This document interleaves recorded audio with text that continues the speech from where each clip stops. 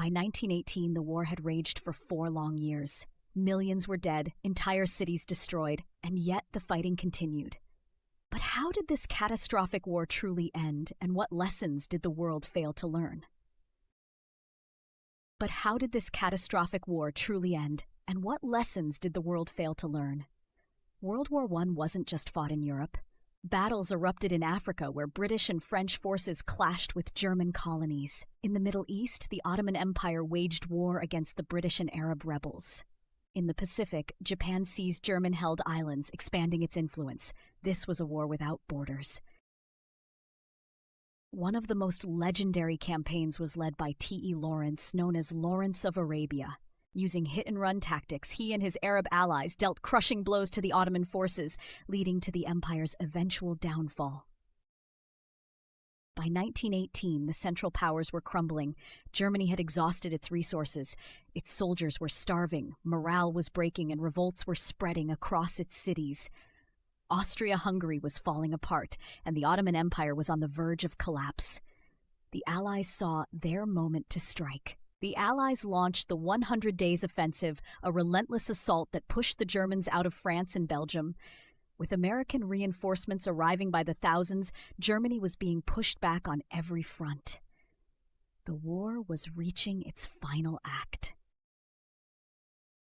While the soldiers fought on the front lines, revolution brewed back home. In November 1918, Germany erupted into chaos. The people had had enough.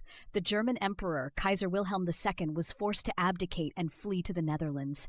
The once mighty empire was now leaderless. Austria-Hungary was no better. Its empire crumbled into pieces as ethnic groups broke free. Hungary, Czechoslovakia, and Yugoslavia all declared independence. The Central Powers were finished. On November 11, 1918, at 11 a.m., the guns finally fell silent. Germany had no choice but to surrender. The war was over, but peace would come at a cost. Victory came at a terrible price. Over 16 million people were dead, entire generations of young men lost, empires shattered, and yet the seeds of the next great war had already been planted.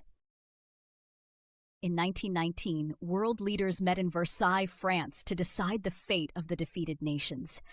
The Treaty of Versailles was meant to bring peace, but instead it created resentment.